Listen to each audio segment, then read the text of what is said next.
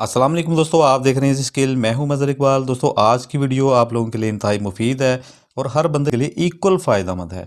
चाहे आपका ताल्लुक़ इलेक्ट्रॉनिक्स से है या नहीं है, आप इलेक्ट्रॉनिक्स डिवाइसेस पर जा बजा देखते हैं कि बहुत सी चीज़ों पर लिखा होता है MA इस तरह से, ठीक है, और कई चीज़ों पे इस तरह से MAH लिखा होता है। तो जो लोग इलेक्ट्रॉनिक्स में एक्सपर्ट हैं उनको तो पता है, लेकिन हमारे बहुत से न्यू कमर्स जो हैं, बहुत से वो दोस्त जो अभी तक इलेक्ट्रॉनिक्स की बेसिक चीज़ों को सीख रहे हैं, उनको ये नहीं पता अभी तक कि ये MA और MAH क्या होता है और इन दोनों में क्या फ़र्क है, और ये जो चीज़ें हैं इनमें हमारे लिए कितनी फ़ायदेमंद जो है इंफॉर्मेशन होती है।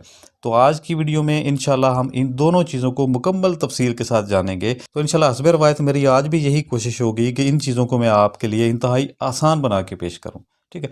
और आप दोस्तों के कमेंट्स से मुझे अंदाज़ा हो रहा होता है कि मैं अपनी इस कोशिश में कामयाब हो रहा हूँ। जब भी कोई वीडियो बनाता हूँ तो मैं ये कोशिश करता हूँ कि पहले से ज़्यादा बेहतर तरीके से चीज़ों को डिलीवर कर सकूँ।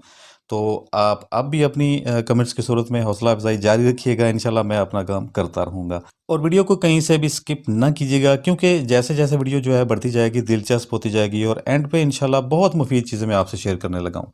इससे पहले अगर आपने अभी तक चैनल को सब्सक्राइब नहीं किया हुआ, तो अभी सब्सक्राइब करके बेल नोटिफिकेशन ऑन कर लें, ताकि आपको आइंदा भी इन चीज़ों का फ़ायदा होता रहे। और वीडियो को यहीं पे लाइक कर दीजिए, क्योंकि इंशाल्लाह वीडियो आपको ज़रूर पसंद आएगी। तो फ्रेंड्स, जैसा कि हम पिछली वीडियोज़ में बार-बार ज़िक्र कर चुके हैं, इस चीज़ का जो ये M छोटा लिखा होता है स्मॉल में और कैपिटल में A लिखा होता है, तो इसका मतलब होता है मिली एम्पेयर, ठीक है जी। तो ये हो गया इसकी फुल फॉर्म MA की, मिली एम्पेयर, ठीक है। अब मिली एम्पेयर क्या चीज़ है? तो एक्चुअली में ये मिली एम्पेयर जो है, ये एक एम्पेयर का हज़ारवां हिस्सा होता है, यानी कि एक एम्पेयर में 1000 मिली एम्पेयर होते हैं। So we can say that a thousandth part of ampere is called milli ampere, ठीक है जी। सिंपल सी चीज़ है। अब एम्पेयर क्या चीज़ है? करंट का एक यूनिट है एम्पेयर, ठीक है, जिसको हम आई से जाहिर करते हैं। ये आई क्या है? करंट की सिंबल है, ठीक है, इसको हम आई से जाहिर करते हैं। तो यहाँ तक तो हो गया जी एम्पेयर का ताल्लुक, कि एम्पेयर क्या चीज़ है, मिली एम्पेयर क्या चीज़ है। तो अगर आपने वोल्ट और करंट में फ़र्क के बारे में डिटेल्स जाननी है, तो उसके लिए भी वीडियो जो है चैनल में मौजूद है, उसका लिंक भी मैं आपको डिस्क्रिप्शन में दे रहा हूँ, उसको भी आप जाके देख सकते हैं। तो अब बात करते हैं इसकी।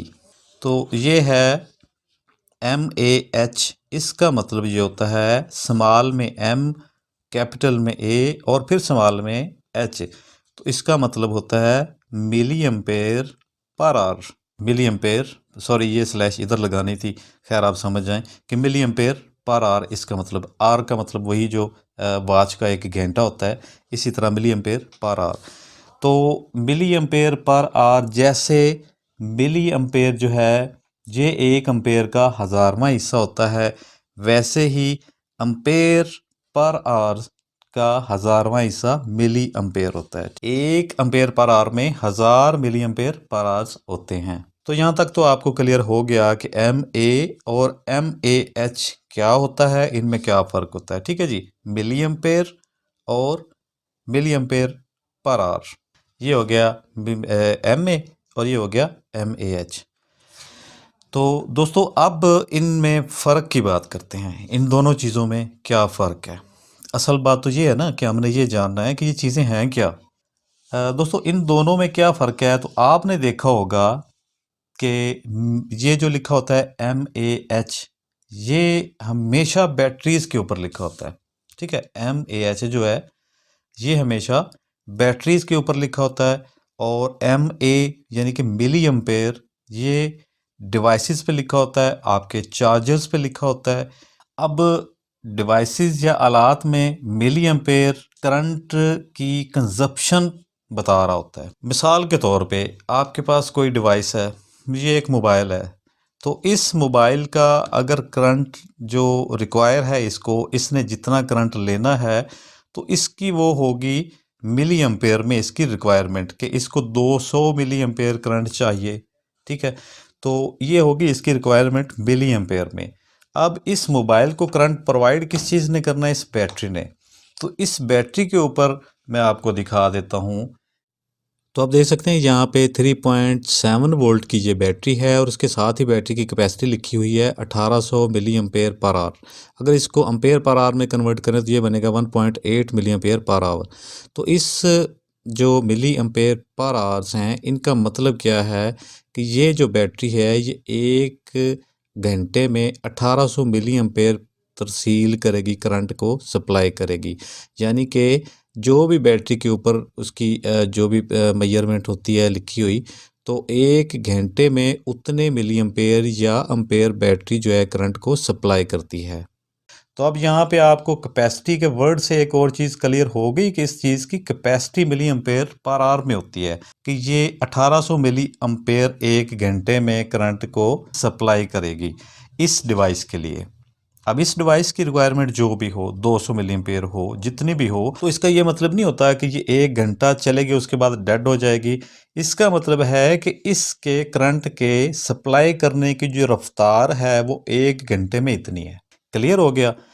तो ये आगे चल के मैं बताऊंगा कि आपने इसकी जो टाइमिंग कैसे चेक करनी है कि इसकी बैकअप कितना देती है कोई बैटरी, और अपनी डिवाइस के लिए कौन सी बैटरी किस तरीके से सिलेक्ट करनी है, ये मैं आपको इंशाल्लाह इसी वीडियो में आगे चल के बताऊंगा।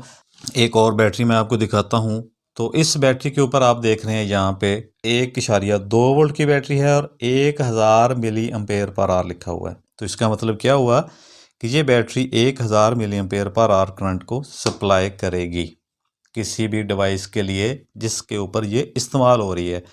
तो अब मिली एम्पेयर जो है ये आपको पता चल गया कि ये किसी भी चीज़ की करंट को ज़ाहिर करता है कि इसकी रिक्वायरमेंट क्या है या फिर ये कितना करंट चीज़ ये दे रही है। तो मिली एम्पेयर पर आवर किसी भी बैटरी की कैपेसिटी जो है उसकी पैमाइश मिली एम्पेयर पर आवर होती है। बैटरी में कैपेसिटी की पैमाइश मिली एम्पेयर पर आवर होती है। क्लियर हो गया जी यहाँ पर? तो इसके बाद आपको इन चीज़ों के फ़ायदा में आपको सबसे इम्पोर्टेंट चीज़, सबसे अहम चीज़ कि इसका हमें फ़ायदा क्या होता है इन चीज़ों का। तो इसका फ़ायदा ये होता है कि इस इंफॉर्मेशन से हम ये जान पाते हैं कि कौन सी बैटरी या पावर बैंक हमारी कौन सी डिवाइस या लोड के लिए सूटेबल है और सूटेबल है भी या नहीं। तो मैं इसकी आपको एग्जांपल्स देता हूँ। आप ये मोबाइल समझ लें आपके पास है, ठीक है जी, ये मोबाइल फ़ोन, ठीक है। इसकी अब रिक्वायरमेंट क्या है, मैंने आपको बताया मिली एम्पेयर्स में होगी। इसकी रिक्वायरमेंट जो है वो है 200 मिली एम्पेयर। अब इस मोबाइल के अंदर ये बैटरी है, तो बैटरी आपने यहाँ पे देखा कि कितनी है 1800 मिली एम्पेयर पर आवर्स की। तो अब आपकी ये बैटरी इस डिवाइस के लिए कितना चलेगी, आपने क्या करना है कि इस 1800 को 200 पे डिवाइड कर देना है। 200 पे आप डिवाइड करेंगे तो आपको पता चल जाएगा कि ये बैटरी आपकी इस डिवाइस पर मुसलसल 9 घंटे चल सकती है। ठीक हो गया? तो अब आपने अगर पावर बैंक डिसाइड करना है तो आपको कैसे पता चलेगा कि ये पावर बैंक हमारे डिवाइस के लिए सूटेबल है या नहीं। ये तो होगी इस मोबाइल की रिक्वायरमेंट। अब चूंकि मोबाइल के अंदर बैटरी होती है तो किसी भी जो है स्मार्टफोन के अंदर, एंड्रॉयड फ़ोन के अंदर या फिर किसी भी बड़े मोबाइल के अंदर टैब के अंदर बैटरी होती है। अब आपने क्योंकि बैटरी को चार्ज करना है, मोबाइल के लिए आपको करंट नहीं चाहिए, अब आपको बैटरी को चार्ज करने के लिए करंट चाहिए। तो जाहिर सी बात है मोबाइल की रिक्वायरमेंट कम होती है, बैटरी की रिक्वायरमेंट उसी हिसाब से होगी। इसकी रिक्वायरमेंट मैं बता रहा हूँ, जो इसके अंदर बैटरी है उसको चार्ज करने के लिए, मोबाइल को बैटरी को चार्ज करें। मोबाइल की बैटरी आपकी है जी 2000, मोबाइल को आपको रिक्वायर है 2000 मिली एम्पेयर। अब आपने इसको 2000 मिली एम्पेयर को पूरा करना है। तो अब आपने पावर बैंक जो है वो ले लिया मिसाल के तौर पे 4000 mAh, 4000 milli ampere per hour. तो अब आपको बिल्कुल वाज़ेह हो गया कि 2000 इसने लेना है, 4000 इसने मिली एम्पेयर देना है। तो ये कितनी बार इस बैटरी को चार्ज करेगा ये वाला पावर बैंक, कि 2 बार चार्ज करेगा। ठीक है, 4000 को आप इस पे डिवाइड करेंगे तो 2 आ गया ना जवाब। तो 2 बार ये चार्ज करेगा। अगर ये 2000 मिली एम्पेयर पर आवर का होता तो ये एक ही बार इसने चार्ज करना था और इसकी जो है दी एंड हो जाना था, क्योंकि इसका जितना करंट है उतना ही इसका है। ये अपना करंट उधर भेज देता और ये फारिग था। अब इसके बरक्स आपका ये वाला जो पावर बैंक है ये है जनाब 8000 मिली एम्पेयर पर आवर का। अब 8000 मिली एम्पेयर पर आवर का आपके पास पावर बैंक है, तो फिर इस मोबाइल को ये कितनी बार चार्ज करेगा? 4 टाइम्स। इस तरह आप अपने मोबाइल की जो बैटरी का आपको पता होता है आपकी 5000 है, आपके मोबाइल की बैटरी 3000 है, कितने हज़ार की मिली एम्पेयर की है, तो आपने उसी हिसाब से पावर बैंक जो है वो सिलेक्ट करना होता है कि आपने कितनी बार उसको कौन सा पावर बैंक सेलेक्ट करें जो मैक्सिमम टाइम्स आपकी बैटरी को चार्ज कर सके। ठीक है जी, ये हो गया इसके लिए। और इसको आपको ये टाइमिंग देगा, इसकी बैकअप देगा, और इस पर आपका बैकअप जो है वो ये देगा। अब आ जाते हैं एक और चीज़ यहाँ पे, तीसरी चीज़। अगर 2000 मिली एम्पेयर का आपका रिक्वायरमेंट है, आपका पावर बैंक भी 2000 का है, तो अब क्या होगा? इक्वल हो जाएगा ना, एक ही बार ये चार्ज करेगा, वन टाइम। अब आ जाते हैं, इससे कम कर देते हैं 1000 mAh। तो अब जो है आपकी रिक्वायरमेंट से भी कम है करंट ये। तो अब क्या होगा, ये बैटरी एक तो आधी चार्ज होगी, और दूसरा ये जो सप्लाई करने वाली चीज़ है आपका पावर बैंक, ये हीट अप होगा। अब मैं आपको इसकी बैटरी की कुछ एग्जांपल्स और दिखा देता हूँ। तो जैसा कि आप ये बैटरीज देख रहे हैं, ये वाली बैटरी हो गई, या फिर ये बैटरी हुई, या फिर इस बैटरी के ऊपर आप देख रहे हैं कि 12 वोल्ट और 100 AH लिखा हुआ है। यानी कि 100 AH का मतलब होता है कि 100 अम्पेयर पर आवर इस बैटरी की सप्लाई है। तो 100 अम्पेयर पर आवर इस बैटरी की सप्लाई, मिली एम्पेयर नहीं, अम्पेयर। अब इस बैटरी की कैपेसिटी आपको बता रही है, इसकी रीडिंग आपको बता रही है कि इस बैटरी की कितनी कैपेसिटी है। तो इसकी पैमाइश आप मिली एम्पेयर पर आवर में इसके ऊपर देख रहे हैं। तो इसके ऊपर आप उसी हिसाब से आप लोड डालेंगे कि कितना लोड इस बैटरी के ऊपर हम लगा सकते हैं, तो कितनी इसकी बैकअप टाइमिंग इसकी होगी। जो इसके ऊपर यूनिट्स दिए गए हैं मिली एम्पेयर पर आवर्स की सूरत में, उसके हिसाब से आपकी बैटरी कितना टाइम चलेगी उस लोड पर जो आप उसके ऊपर लगा रहे हैं।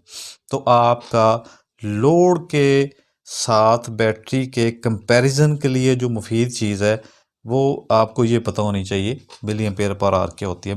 तो दोस्तों, ये थी थोड़ी सी इंफॉर्मेशन मिली एम्पेयर और मिली एम्पेयर पर आवर्स की। तो अब आपको पता चल गया। अब आपको, मुझे लगता है कि बहुत ज़्यादा आसानी हो जाएगी अपने डिवाइसेस के लिए, किसी बैटरी को यूज़ करने के लिए, या फिर आपको अपने मोबाइल के लिए पावर बैंक को सिलेक्ट करने के लिए, या और भी बहुत सी इलेक्ट्रॉनिक्स इलेक्ट्रिकल चीज़ों को समझने में। तो उम्मीद है आपको वीडियो पसंद आई होगी।